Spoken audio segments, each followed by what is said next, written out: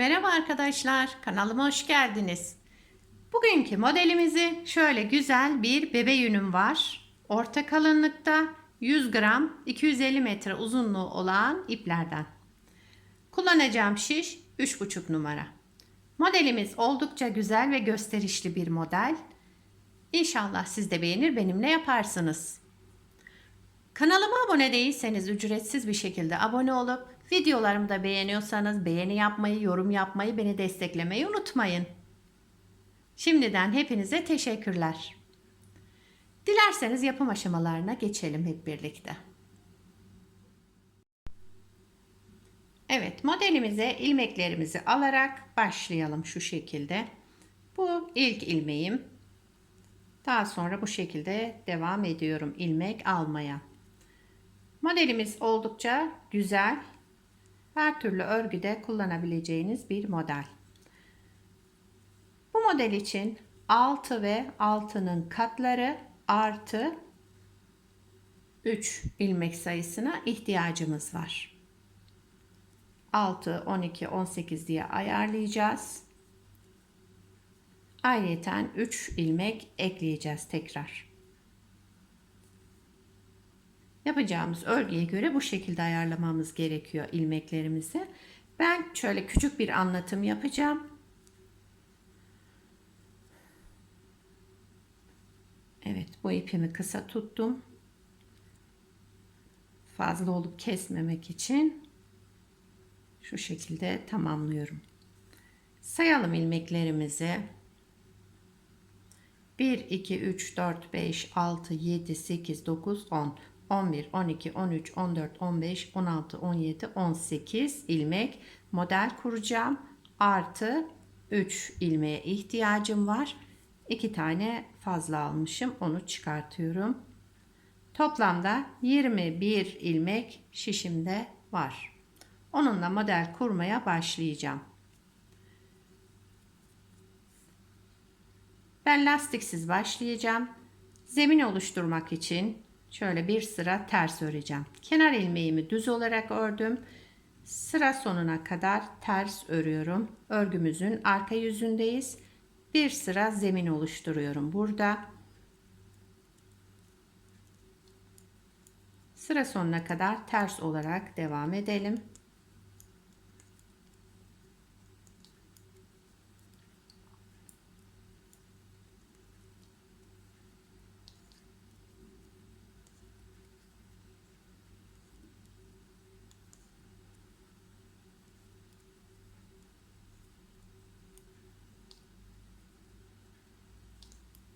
Evet, sıra sonuna geldim.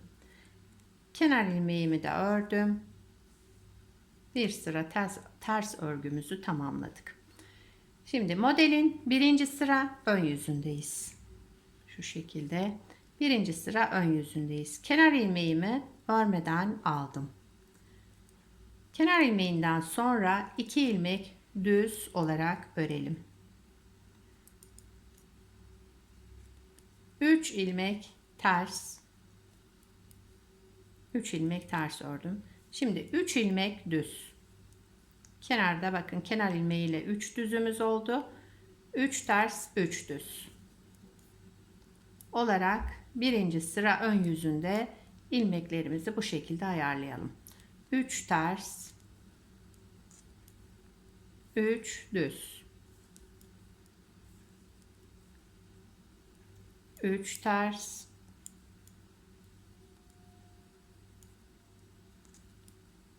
3 ilmeğim kaldı. Bunları da düz olarak örüyorum. 3 düz.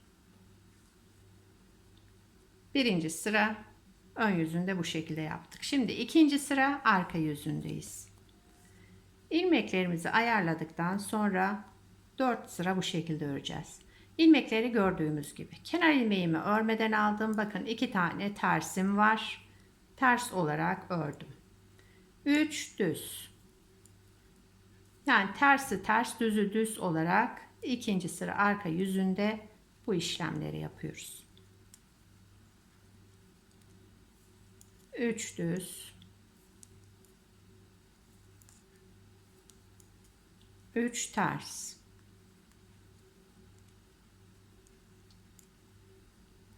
3 düz, 3 ters ilmek.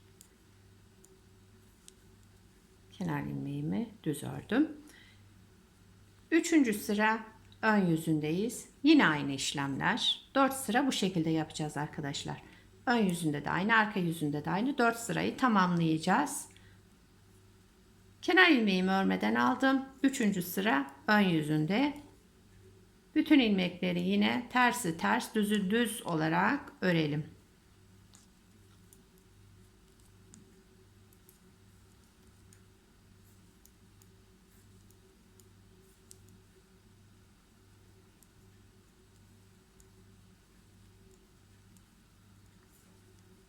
Üç düz ilmekleri gördüğümüz gibi 3 ters, 3 düz.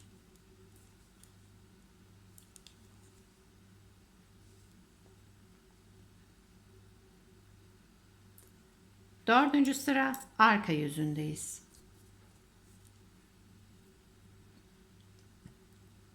Kenar ilmeğimi örmeden aldım. 2 tersim var. Kenar ilmeğinden sonra onu ördüm. Yine ilmekleri gördüğümüz gibi. 3 düz, 3 ters.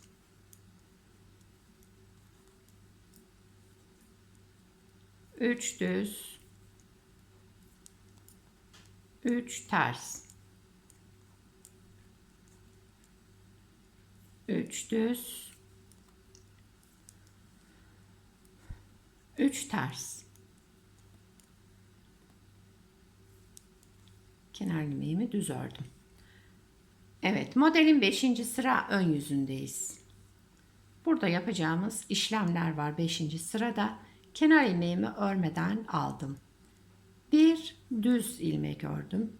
Burada bir doladım. Artırma yaptım yani.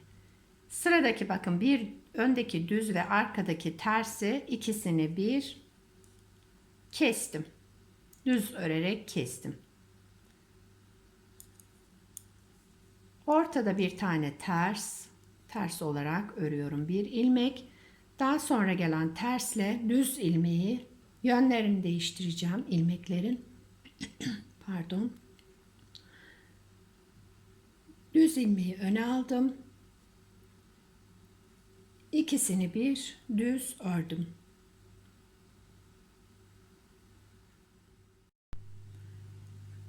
İki ilmeğimi sağa doğru kestikten sonra bir ilmek doladım, artırma yaptım. Bir ilmek düz ördüm. Bakın şu üçlü ilmeğin ortasındakini düz ördüm. Bir ilmek daha doladım. Bu sıradaki düzle arkasındaki tersi ikisini bir düz örerek kestim. Bir ilmek ters ördüm. Sıradaki bir düzle bir tersin yönlerini değiştiriyorum. Şu şekilde sağa doğru kesmiş oldum yani. Bir ilmek doladım. Bu kesmenin sonunda tekrar doladım. Bir düz ilmek ördüm. Burada da bir doladım. Bir tane daha artırdım. Sola doğru 2 ilmeğimi bir düz örerek kestim. Bir ters ilmek ördüm. Şimdi sağa doğru keseceğiz. 2 ilmeğin yönünü değiştirerek. Şu şekilde ilmeklerimin yerini değiştirdim ve sağa doğru kestim. 2 ilmeği bir ördüm. Bir doladım. Bir düz ilmek ördüm. Kenar ilmeğimi ördüm. 5. sıra ön yüzünde bu işlemleri yaptık. 6. sıra arka yüzündeyiz. Kenar ilmeğimi örmeden aldım. İlmekleri bakın sıradaki ters olarak örüyorum. Şu doladığım ilmeği de ters örüyorum. Daha sonraki de ters. Yani gördüğümüz gibi ilmekleri artırma yaptıklarımızı da ters örüyoruz. Arada bir düz, bir ters, 2, 3, 4 ters ilmek ördüm. Pardon 5 bir tane daha varmış. 5 ters ilmek ördüm. Bir düz. Bir düz, 5 ters oluyor. Yani ilmekleri gördüğümüz gibi şu ajur yaptıklarımız da ters örülecek arka yüzünde. Onlar sizi yanıltmasın. Bir düz.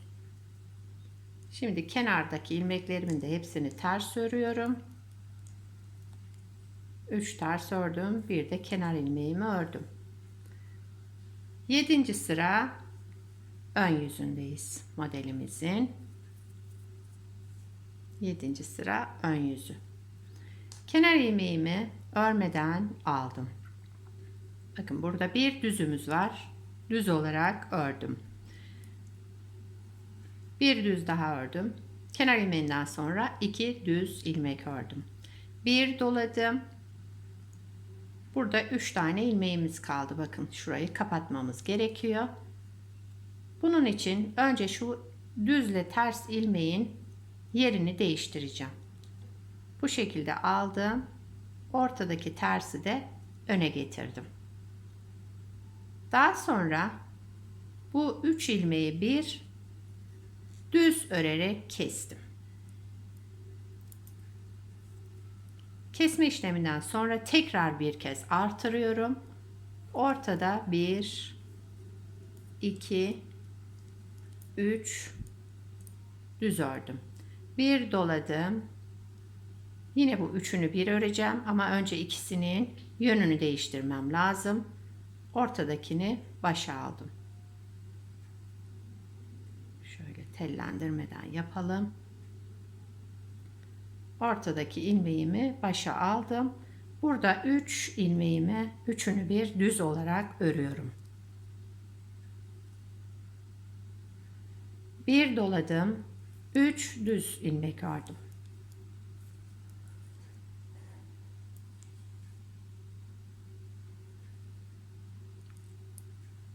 Bir doladım.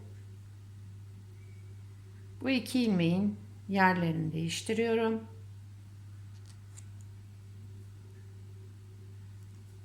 Üçünü bir düz olarak ördüm, kestim. Şu şekilde. Bir doladım. 1, 2 ilmek düz ördüm. Kenar ilmeğini de ördüm.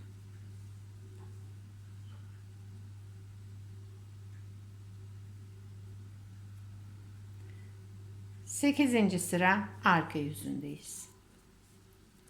Kenar ilmeğimi örmeden aldım. Bütün ilmeklerimizi ters olarak örüyoruz 8. sırada. Modelimizi bir kez kurmuş olduk arkadaşlar. İkinci modeli kaydırarak kuracağız. Onun için arada önce ön yüzünde düz, arka yüzünde ters öreceğim 2 sıra. Daha sonra ikinci modeli kaydırarak kurmamız gerekiyor.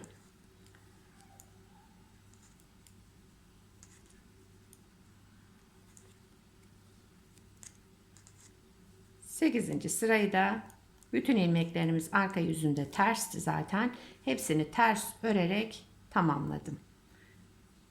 Bakın model oluşmaya başladı.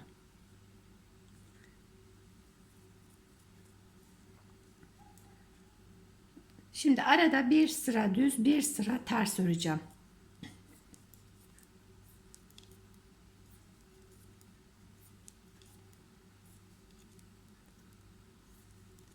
Evet, ön yüzünde düz olarak örüyorum.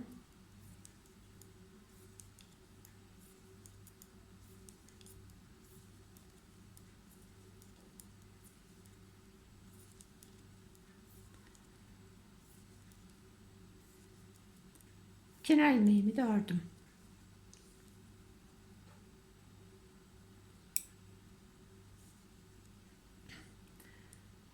Arka yüzünde bütün ilmeklerimizi ters olarak örelim.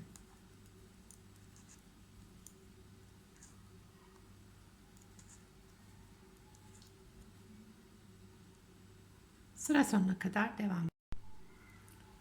Evet, ön yüzünde düz, arka yüzünde ters örerek 2 sıra şöyle bir boşluk verdim. İkinci modeli kurmadan önce. Şimdi ikinci modeli kaydırarak kuracağız. Modelin ön yüzünde birinci sıradayız. Kenar ilmeğimi örmeden aldım. 2 sıra ters, pardon 2 ilmek ters. Bir öncekinde 2 düzle başlamıştım. Bunda 2 tersle başlıyorum. 3 düz ilmek. Bakın alttaki terslere düzleri denk getirmiş olduk. 3 ters ilmek. Modeli kaydırmış olduk. Şu şekilde. 3 düz. 3 ters.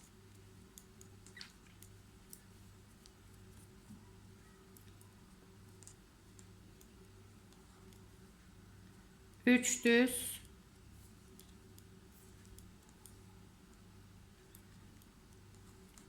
2 ters, bir de kenar ilmeğimi ördüm. Modelin birinci sıra ön yüzünde bu şekilde. İkinci kez kuruyoruz modelimizi. İkinci sıra arka yüzündeyiz. Kenar ilmeğimi örmeden aldım. Yine ilmekleri gördüğümüz gibi ikinci sıra arka yüzünde. Kenar ilmeğinden sonra 2 düz, 3 ters. 3 düz,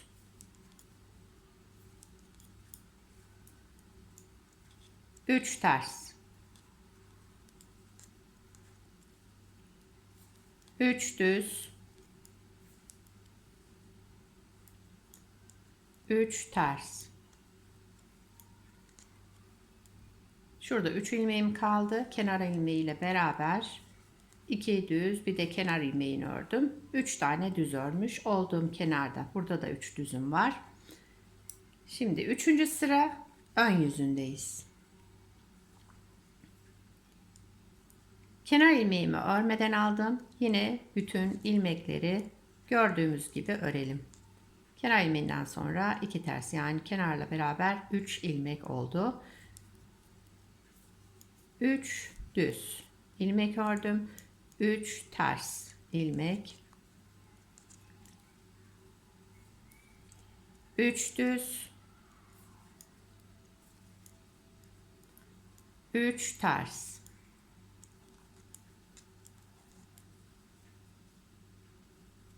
3 düz.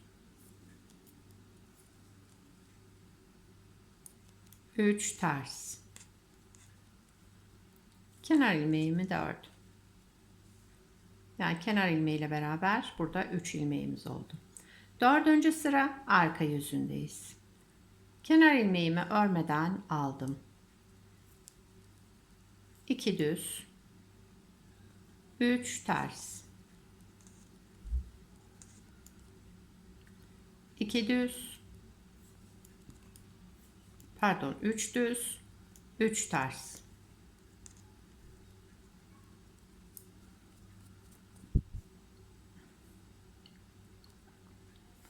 3 düz,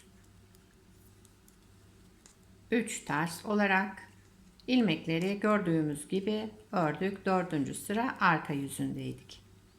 Kenar ilmeğimi de ördüm. Şimdi 5. sıra ön yüzündeyiz. Modelimizin, bakın model oluşmaya başladı. Gördüğünüz gibi gayet kolay. Zor gibi görünse de 5. sıra ön yüzünde kenar ilmeğimi örmeden aldım. Bir ters ilmek ördüm. Bu şekilde. Bu ilmeklerimin, sıradaki ilmeğin yerini değiştirdim. Bakın düzü öne aldım. İkisini bir sağa doğru kesmiş oldum. İkisini bir keserek ördüm, düz ördüm. Bir doladım, bir düz ilmek ördüm. Şu üçlü ilmeğin ortasındakini tekrar düz olarak ördüm. Bir doladım. Sola doğru kestim. 2 ilmeğimi bir düz örerek sola doğru kestim. Bir ters ilmek ördüm. Şimdi sağa doğru kesmek için şu tersle düzün yerini değiştirdim. Düzü öne aldım. İkisini bir düz örerek kestim. Bakın. Bir ilmek doladım. Bir düz ördüm. Bir ilmek doladım. Sola doğru sıradaki 2 ilmeğimi kestim. Bir ters ördüm. Sıradaki tersle düzün yerlerini değiştiriyorum. Tersi arkaya aldım. Düz ilmeğimi de öne taktım bu şekilde. İkisini bir düz örerek kestim. Bir doladım. Bir ilmek düz ördüm. Bir doladım. Sola doğru 2 ilmeğimi bir düz örerek kestim. Bir ters, bir de kenar ilmeğimi ördüm. 5. sıra ön yüzünde bu şekilde yaptık. 6. sıra arka yüzündeyiz. Kenar ilmeğimi örmeden aldım. Sıradaki ilmeğim düz olarak ördüm. Şimdi burada 5 tane ters. Bir düz, 5 ters. Zaten ilmeklerimiz gördüğümüz gibi örüyoruz. Sadece şu doladığımız ilmekleri de ters örüyoruz. Bir düz, 5 ters.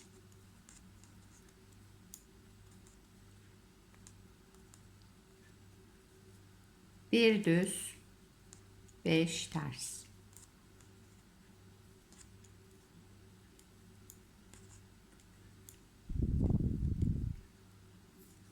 Bir düz, bir de kenar ilmeğimi ördüm. Şimdi 7. sıra ön yüzündeyiz modelin. 7. sırada yine kenar ilmeğimi örmeden aldım. Bir ters. Pardon, bunu örmüyordum. Burada kesecektim. Şu ilmekleri yönünü değiştirdim. Bakın. Tersi arkaya aldım, düzü öne aldım. İkisini bir bu şekilde düz örerek kestim. Bir doladım. Aradaki 1 2 3 ilmek düz ördüm. Bir doladım. Şimdi burada 3 ilmeğimiz var kesilecek. Öndeki 2 ilmeğin yönünü değiştiriyorum, yani yerlerini. Ortadakini başa aldım. Daha sonra 3 ilmeği üçünü bir alarak düz ördüm ve kestim. Bir doladım. 3 ilmek düz ördüm. 3 ilmek düz ördüm. Bir doladım. Sıradaki bu 3 ilmeğin baştaki ikisinin yerlerini değiştirdim. Daha sonra üçünü bir alarak düz örerek kestim. Şöyle bir görüntü oluştu. Bir doladım. 1 2 3 ilmek düz ördüm. Bir doladım. Sola doğru 2 ilmeğimi kestim. Kenar ilmeğimi de ördüm. 7. sırayı bu şekilde yaptık. Bakın modelimiz kaymış ve model tam oluşmaya başladı şöyle. 8. sıra arka yüzündeyiz.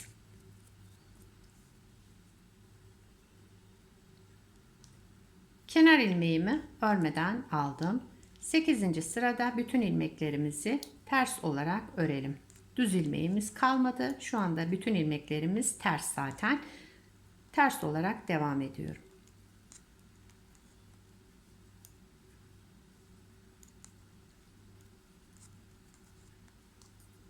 Modeli 3. kez kurmak için yine arada 2 sıra bir boşluk veriyoruz. Ön yüzünde düz, arka yüzünde ters öreceğiz. Daha sonra modelimizi birinci modelde kurduğumuz gibi aynı şekilde kuracağız. Kenar ilmeğimi de ördüm. Modeli 2 kez kurduk arkadaşlar. Bakın 3. modeli kurmak için biraz önce dediğim gibi ön yüzünde düz, arka yüzünde ters öreceğiz. Daha sonra şu birinci modeli kurduğumuz gibi 3. modeli devam edeceğiz. Yani modelimiz bu 1 ile 2'nin tekrarından oluşacak. Her model kurumunda arada ön yüzünde düz, arka yüzünde ters örerek bir boşluk vereceğiz. Ondan sonra diğer işlemleri yapacağız. Ben daha önce şöyle bir parça yapmıştım. Bakın bu da modelin ilerlemiş hali. Bunu da beraber yaptık. Evet, bunu da ben böyle lastiksiz yine yaptım. Lastik istemeyen bir model ama siz istediğiniz lastiğin üzerine uygulayabilirsiniz. Modelimizin arka yüzü de bu şekilde. Gayet düzgün, temiz bir görüntüsü var. Kenar ilmeklerimiz. Evet, model böyle arkadaşlar. Gördüğünüz gibi gayet güzel. Ve yapımı da zor gibi görünse de kolay bir model aslında. Dikkatli izlerseniz hep bu iki modelin tekrarından oluşacak bir model. Bu modelden yetişkin örgülerinde yelek, hırka, ceket olarak bence çok güzel uyum sağlar. Gerçi istediğiniz örgüde uygulayabilirsiniz. Yani çocuk örgülerinde de uygulayabilirsiniz. İki renkli de yapabilirsiniz evde kalan iplerinizi değerlendirmek için. Bugünkü modelimiz böyleydi arkadaşlar. Beni buraya kadar izlediyseniz bir beğeni yapmayı, bir yorum yapmayı, beni desteklemeyi unutmayın. Şimdiden hepinize teşekkürler. Yapacak olanlara kolay gelsin. Bir sonraki videoda görüşmek üzere. Hoşça kalın.